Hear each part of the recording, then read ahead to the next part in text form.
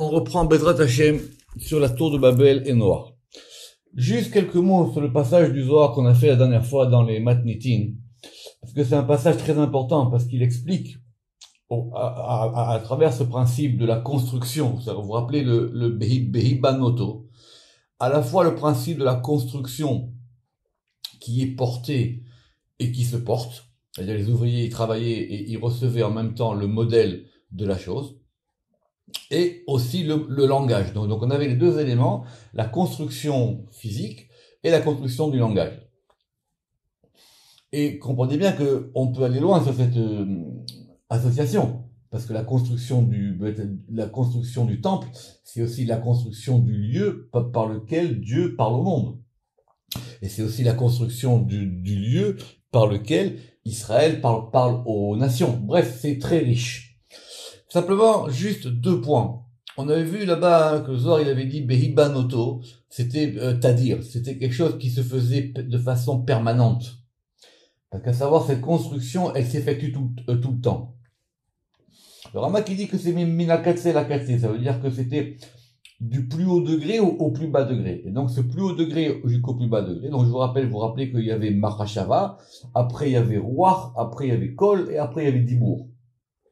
Et Dibour, ça correspond finalement au degré de la Malchut. Et donc maintenant, dans la Malchut, tout devient parole. Parce que la parole, elle provient d'un souffle. Et le souffle, il provenait d'une pensée. Et entre les deux, il y avait un col. Donc c'est un Zohar très important sur lequel il y aurait beaucoup de choses à dire et à développer. Juste sur la fin du Zohar, on avait dit que de la suite du verset, quand la suite du verset, on avait parlé, vous vous rappelez, à Makavot ve'agarzen, kol keli barzel. Le Zohar, il avait compris de là-bas qu'effectivement, même ce degré-là, une fois qu'il est unifié, une fois que ce degré-là, il est unifié, il peut après se déployer. Et il peut se déployer, et il peut donc même se diviser. Et c'est la question qui va nous occuper aujourd'hui. Pourquoi? Parce que du coup, il va falloir que maintenant, et c'est ce que Zohar va faire aujourd'hui, s'interroger sur cette question de la dispersion et de la division. Donc pour ce faire, c'est la suite, c'est le dernier mot de 73a et on passe en 73b. On va donc reprendre nos versets du début. Tachazé. Donc vous savez que le tachazé, ça veut dire viens et vois, c'est-à-dire que maintenant, on va nous montrer comment ça marche. Tachazé, viens et vois. Et donc, on reprend nos versets. Vaï kol haaretz safa achat udvarim achadim. Donc, et toute la terre, elle était safa achat, une lèvre une, udvarim achadim, et des paroles uniques et des paroles une. Rappelez-vous le premier cours qu'on a fait là-dessus. Donc, on est dans l'unité. Et évidemment, le vaï, ça veut dire avant l'épisode de Babel. C'est ça qui va changer. Entre avant et après, on va perdre ce degré d'unité. Nous, on vient de voir que l'unité, elle était liée à la construction, et que cette unité, elle entendait aussi quelque part la séparation et la division. Très bien. Alors maintenant, on va reprendre les versets. Levatar maktiv, qu'est-ce qui est marqué tout de suite après? Vaï benot'am mikedem, c'est le verset 2, et ce fut lorsqu'ils, dans leur voyage, depuis le Kedem, alors le Kedem, nous on est traduit comme étant l'Orient. Vous savez que Kedem en hébreu, ça veut dire ce qui est premier, ce qui est antérieur. D'accord? Kadmon, c'est pas exactement Rishon, parce que Rishon, ça veut dire le premier, mais le premier en tant que premier d'une suite ou même la tête. Le Kedem, ça veut dire ce qui est avant. Et effectivement, ça indique aussi l'origine géographique. Mais nous, maintenant, le Zohar, il va le lire ici comme étant, ils ont voyagé, autrement dit, ils se sont déplacés depuis cette notion de Kedem. Rappelez-vous que, il faut être précis, que nous, on avait déjà vu cette notion de Nosea, dans le verset là-bas de Salomon, qu'on avait vu. On avait dit que Nosea, on vous rappelait que dans le verset là-bas, il y avait marqué Massa. il y avait marqué le déplacement. Et le déplacement, le Zohar avait compris comme étant le fait que la chose, elle se déplaçait, mais tout en étant toujours mue en étant toujours mue par l'unité. Ici, et ça va être très subtil, ils ont opéré un déplacement. Donc, d'après le Pshat, on nous donne une indication temporelle. Vaï, kolaret, safaha, tudvarim, achadim. Très bien. Et eux, sur ce fond, on va dire, général, ils ont commencé à se déplacer. Et ils se sont déplacés depuis le Kedem. Mi, c'est la provenance, hein, mi Kedem. Comment le Zohar, il va lire ça? Mehahu kadmaha de alma. Ils se sont déplacés depuis l'antériorité du monde. C'est-à-dire depuis le principe premier du monde. Autrement dit, il faut bien comprendre le Zohar. Ce principe de Kadma, de Alma, c'était le principe par lequel dans toute la terre il y avait une seule langue et des paroles uniques. Eux, ils ont décidé de se mouvoir, de se déplacer de ce lieu-là. C'est ça le Kadma, de Alma. Que dit la suite du verset? Vaimseu bika be'eretz shinar. Et ils ont trouvé une vallée, bika, be'eretz shinar, dans la terre de Shinar. Alors, il faut lire maintenant le verset de deux manières, à la fois dans le Pshat et à la fois dans le Sod. Eux, ils ont voulu partir d'eux, on verra après les étapes, partir de ce principe-là du Kadma d'Alma, du principe premier du monde. Le principe premier du monde qu'on a énoncé dans le verset 1. Et ils ont trouvé Bika, alors Bika c'est une vallée dans la terre de Shinar. Et qu'est-ce que dit le Zohar? Deha, parce que de là-bas, Deha, parce que Mitaman de là-bas, Mitparshan, ils se sont divisés, les Chol Inun Citrin, vers tous les côtés. Comment le Zohar y tire ça du pasouk? Comment on comprend que eux, simplement, ils voyagent, ils ont décidé ils trouvent un endroit et ils s'y installent, c'est la suite du verset Vaeshevu Sham. Comment le Zohar il peut comprendre que c'est à partir de là-bas qu'ils ont décidé maintenant d'opérer une séparation? Une séparation dans quoi? Une séparation dans le principe du verset 1, qui est que toute la terre a Safa Achat ou Dvarim Achadim. Donc dans le projet qu'ils ont, ils veulent partir de là-bas. Ils veulent se détacher de là. Pourquoi? On va le voir doucement. Et ils trouvent, Vaimseu bika, ils ont trouvé une bika, Be'eretz Shinar. Et Veiu, suite du Zohar, Veiu Resh Malchou Le'id Badara.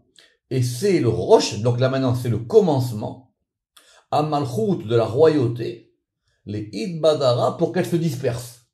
C'est le commencement de la dispersion. Or, comment est-ce qu'on peut se considérer que finalement maintenant ça prend une autre ampleur? Le fait qu'ils se déplacent, ils ont voulu maintenant rentrer dans le monde de la séparation et de la division. Alors, sur ça, il y a deux explications. Le Ramak, évidemment, et d'autres, il ramène que Bika, Boka, ça veut dire aussi transpercer. Donc, ils ont trouvé un lieu je sais pas comment on dit en français, un lieu pour pouvoir percer la chose. Imaginez, toute l'humanité, elle est complètement unie, bien qu'il y ait des langues. Ça, on l'a vu dans le premier cours. C'est pas ça le problème, hein. Bien qu'il y ait des langues, bien qu'il y ait plusieurs langues, tout est uni. Tout est uni. Et eux, maintenant, ils vont chercher et ils ont trouvé un point de percée. C'est ça le Vaïm Tseou. Le Zohar, il va le dire tout de suite. Ils ont trouvé un point de percée. Ils ont trouvé un point. Du coup, vous comprenez que maintenant, pourquoi cette génération qu'on va appeler Dora Plaga, c'est vraiment la première grande rébellion anti-divine sur Terre. Alors, première explication, ça, le Zohar, il a compris ça de Bika. et Eretz Shinar. Alors le Rama qui ramène un midrash, je ne sais pas d'où il a tiré ça, que c'était là-bas où étaient enterrés tous les morts du déluge. Alors vous savez qu'il y a une discussion dans la Gemara pour savoir si les gens qui sont morts pendant le déluge, ils ont droit au monde futur ou pas au monde futur. Mais en tout cas, ils ont décidé de s'installer dans le lieu de sépulture du déluge. Ils ont décidé de reprendre la chose au point des cadavres du déluge. Et du coup, on comprend mieux. Veiu resh ou riche malchou leid badara. Ça va être le commencement de la royauté pour qu'elle se disperse. Le Ketem Paz, il ramène que Safa, je vous rappelle que dans le verset, on avait dit que Safa c'était lèvres. Il ramène que Safa, c'est la même gematria que Shechina. Ça veut dire que toute l'humanité était sous la résidence divine. Alors tout de suite, et ça, il n'y a que le Zohar qui peut faire ça. Le Zohar, il va poser une question métaphysique très importante. Veitema. Mais il y a une objection, dit le Zohar. Active, il est écrit. Venahar yotse me'eden le'ashkod et hagan ou misham yipared. Rappelez-vous notre fameux verset dans Bereshit. Il y a un fleuve, yotse me'eden, qui sort de Éden. Le'ashkod et hagan, on a traduit 100 fois ce verset pour pouvoir abreuver le jardin. Ou misham, et à partir de là-bas, yipared, il va se diviser. Ça veut dire quoi? Le principe de la division, il est déjà dans la Bereshit. Qu'est-ce que maintenant à eux tu leur reproches de vouloir diviser? C'est une question métaphysique fondamentale. Est-ce que l'unité, elle supporte la division ou pas? Réponse, ça dépend de quelle division on parle. Parce qu'il y a le fait de diviser pour déployer, et il y a le fait de diviser pour séparer, pour créer donc des distinctions. Vadai achiou. Alors, relisons le Zohar mot à mot. Veitema. Et si tu m'objectes, si tu dis, active qu'il est écrit, Venahar yotsem eden lashkot et hagan ou mishami pared. Alors voilà. Déjà dans le jardin d'Éden, le fleuve qui abreuve tout, et ce fleuve, on en a parlé, c'est un fleuve qui va se séparer. Et en plus, là-bas où mishami pared, c'est quoi la suite du verset? Il y a Barachim. Il va se diviser en 4 confluents, en 4 rachim. D'accord. Le Ramak, tout de suite, il dit que ce principe-là de la division, c'est le principe des 4 mondes. C'est ça les Arba Rachim. Donc, dans le principe même de l'unité, même l'unité dans la Kabbalah, on peut comprendre que l'unité, à un moment, elle va engendrer une séparation. Oui, c'est un fleuve. Le fleuve, il coule depuis Éden. Ce fleuve-là, il descend. Et maintenant, il va abreuver et il va irriguer les 4 coins du monde. Les 4 mondes, même si on veut. On relit. Vada yachihu de kivan de natli mitaman ave piruda. Oui. Mais simplement, eux, il y a une grande différence. Parce qu'ils ont voyagé de là-bas. Natli mitaman. Ils se sont donc séparés de l'origine du monde. Que vous voyagez en étant connecté, c'est pas un problème. Que vous voyagez, que vous divisez tout en étant connecté à l'unité, ça marche encore. Mais eux, des kevan de natlu mitaman ave peruda. Puisqu'ils ont voyagé de là-bas, alors donc il y a eu une division. Vechad inun kenishin taman. Et lorsque ils se sont assemblés là-bas, les Yanka, pour pouvoir s'abreuver, là avait Pirouda, il n'y a pas de Piroud. Autrement dit, quand nos fleuves ils se séparent, mais qui puissent tous à la même source, ça s'appelle pas une division. Vechad natlin avait Pirouda. Mais maintenant, lorsqu'ils vont se séparer, lorsqu'ils vont voyager, il y aura une division. Essayons d'être clairs sur ce qui dans les mots du Zohar. Alors, Vechad, Inun Kenishin Taman le Yanka, lorsqu'ils vont maintenant se réunir ensemble pour pouvoir puiser, ça s'appelle pas qu'il y a un pyrou, ça s'appelle pas qu'il y a une séparation, une division. Mais lorsque maintenant, eux, ils veulent s'éloigner de ce côté, Vechad Natlin, c'est ça l'histoire que quand il y a marqué Vaï bin Soham. Alors là, il y a un péroud. Et c'est ce qui est écrit. Vaï benos am, tout à fait. Vaï benos am, lorsqu'ils ont voyagé depuis cet endroit qui s'appelle le Kedem, Vaïm Seu Bik'a, ils ont trouvé une Bik'a, comme on a expliqué. Donc déjà, dans ce verset numéro 2, on comprend qu'ils voulaient se détacher de l'origine. Donc ils ont voulu remettre en cause ce principe même du 1. Du coup, vous comprendrez bien que pourquoi finalement ce qui leur est arrivé n'est que la conséquence de ce qu'ils voulaient. Mais ça, on va y revenir doucement. Laissons voir le Zohar doucement. Vayichol haaretz safa achat, pas achat ou dvarim achadim. Donc revenons sur le premier verset. Parce que le premier verset, c'est celui qui donne le ton. Donc ça veut dire quoi? Que toute la terre était une seule lèvre et des paroles uniques. Deha, parce que, Kedin, alors, Alma, alors le monde, Beyesoda, dans son fondement, Veikara, dans son principe, Veshorcha, et dans sa racine, Chada, il était un. Ou Memenuta Hada Be, et il y avait une seule croyance dans le Saint béni soit-il, Bekucha Berechou. Alors, Rama qui dit qu'il faut faire attention aux mots du Zohar. Donc, il dit, alors, le monde, Alma, Beyesoda dans son fondement, Veikara dans son principe, Veshorcha et dans sa racine, c'était un. Ou Memenuta Chada, il y avait une seule croyance dans le monde entier pour le Saint béni soit-il. Donc, vous comprenez bien ce que ça veut dire. Tout était uni. C'est pas le Rama qui dit que Alma c'est Asiya, Yesoda c'est Yetzira, Ikara c'est Bria, Shorsha c'est Atzilut, ou Memenuta c'est Ensof. Il y avait bien des distinctions, mais tout était lié. Oui, il y a 4 mondes. Oui, il y a des degrés. Mais tout est lié à un. Autrement dit, toute l'humanité, même si elle est divisée, même ce qu'on a vu dans les versets d'avant, même si chacun avait déjà sa langue, ça s'est établi, tout était relié par le degré du 1. M'active. Alors qu'est-ce qu'il est écrit? On revient. Vaï benos am mikedem. C'est que eux, ils ont voyagé de ce degré de kedem. Et le Zohar, il reprend. Mikadma, de ce principe d'antériorité. Ikara de alma, le principe du monde.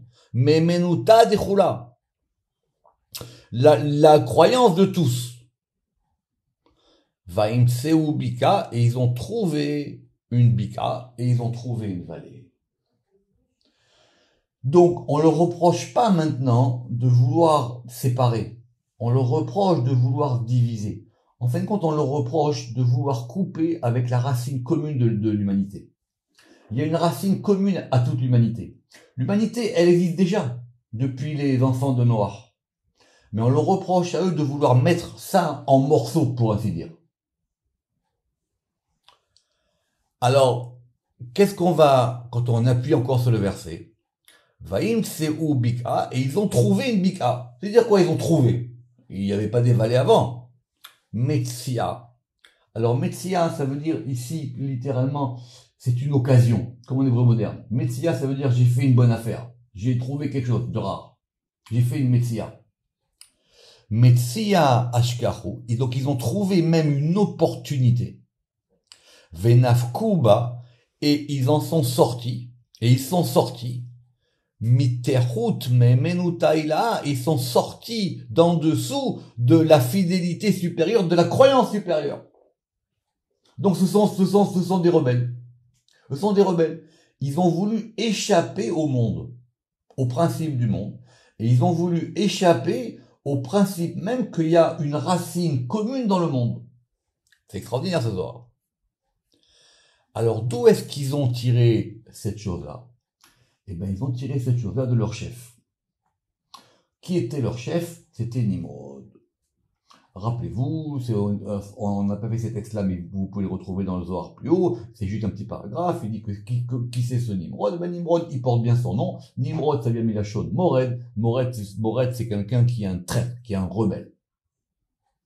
Rappelez-vous l'histoire de Nimrod avec la tunique, on va pas la répéter, c'est lui qui a volé la tunique de Adam Arishon, et Esav, il va se battre contre Nimrod pour lui voler sa tunique, c'est pour ça que Esav, il sera mort de faim littéralement, et qu'il va acheter les lentilles de Yaakov. Donc Tahazé, viens et vois maintenant. Donc maintenant c'est établi d'après le Zohar que leur but n'est rien d'autre, ne serait-ce que dans le verset 2. Leur but n'est rien d'autre que de se rebeller. Leur but n'est rien d'autre que de vouloir casser l'ordre du monde. Et viens et vois. Nimrod Maktiv B. Qu'est-ce qu'il est écrit à propos de Nimrod? Vatehi Rashit, Vavatehi Reshit Mamlarto Babel. Que Nimrod, le Reshit, c'est-à-dire le fondement de son royaume, c'est Babel. Or, Babel, c'est intéressant parce que le mot il vient avant dans la Torah, mais l'explication, elle va venir chez nous. Rappelez-vous que Babel, c'est dans le verset 9. Alken Kara Shema Bavel. C'est pour ça qu'on a appelé cet endroit Bavel, qui Sham Balal Hashem Sefat Kolaret, parce que c'est là-bas que Dieu, il a été Mebalbel. Nous, on avait traduit selon Méchonique, il avait embabelé. Autrement dit, c'est là qu'il a jeté dans la confusion. Babel, la Babylonie, c'est le principe même de la confusion. Ou plutôt c'est le mélange, c'est la division, c'est la dispersion. Deha, parce que, Mitaman, parce que de là-bas, Natal, encore une fois, il a voyagé, les Itarda, Birshu Achara, pour pouvoir s'unir avec l'autre côté, pour pouvoir s'unir avec l'autre domaine. Donc en fin de compte, il a été de l'autre côté, littéralement. Alors, est-ce que Nimrod, il était présent à Babel ou pas? C'est une bonne question d'après le Midrash. Il y a des Midrashim différents là-dessus. Il y a même un Midrash qui raconte qu'Abraham, il a assisté à ça. Il a assisté à ce qui s'est passé à la tour de Babel. D'après le Rama qui dit que peut-être même si Nimrod, il n'était pas là-bas, en tout cas, eux, ils ont eu leur inspiration de Nimrod lui-même. Et donc, Ve'acha, et ici, et donc c'est ça maintenant leur trouvaille. Ils ont saisi l'occasion de cette fameuse bika, de cette fameuse vallée, de ce fameux bika, bokea. Regardez en hébreu, ça veut dire vraiment percer, aller au fond, mais aller au fond dans les mauvaises profondeurs. Be'erev shina, mitaman, et ces deux là-bas, natlu belibayou, ils se sont même déplacés dans leur cœur. Leur cœur a changé. Donc c'est à la fois un déplacement physique, à la fois un déplacement métaphysique, et à la fois un déplacement, j'allais dire, dans eux-mêmes. Natlu beli bayu leafaka mireshuta ila, pour pouvoir sortir du domaine supérieur, c'est-à-dire celui qu'on a vu, celui des quatre mondes avec le Ein Sof au-dessus, l'irshu achara, pour aller de l'autre côté. Donc c'est très clair maintenant qu'on voit où il veut aller. Vayomru, et donc maintenant on va reprendre la suite. Vayomru, et ils ont dit Hava nivna lanu ir ou migdal, et donc nous allons construire ir ou migdal, nous allons construire une ville ou migdal, et on a dit une tour, verosho bashamaim, et sa tête dans les cieux, venaase lanu shem, et nous allons nous faire un nom. Alors maintenant, on va voir comment ils ont mis en place leur projet. L'histoire de Ir ve Migdal, c'est la mise en place de leur projet. Pour ce faire, on va voir le verset dans Isaïe 57-20. On va juste voir ce verset tranquillement aujourd'hui et on reprendra la suite la prochaine fois. Le verset il dit Ve'areshahim kayam nigrash ki ashket lo yuchal vaigereshu memav refesh vatit. Alors Shuraki il dit les Reshaim, pour lui c'est les criminels, il a raison. Kayam nigrash, ils sont comme la mer, nigrash qui a été répudiée. Qui, alors qui, je crois qu'il traduit par oui, Ashket lo yuchal, elle ne peut pas se calmer. Ashket, elle ne peut pas faire silence, ou même plutôt même au futur, elle ne pourra pas. Vaïgereshu memav, et le même verbe de garash y revient. Vaïgereshu memav, et ses eaux, elle répudie. Refesh vatit, la vase et la boue. On va voir ce verset tranquillement la semaine prochaine. Rappelez-vous que Refesh vatit, si vous en rappelez, on avait vu ça dans le Sefer à Yetzira à propos des matières au départ qui avaient servi à la construction du monde. On reprend ça la semaine prochaine. Baruch Adonai Le'olam. Amen ve Amen.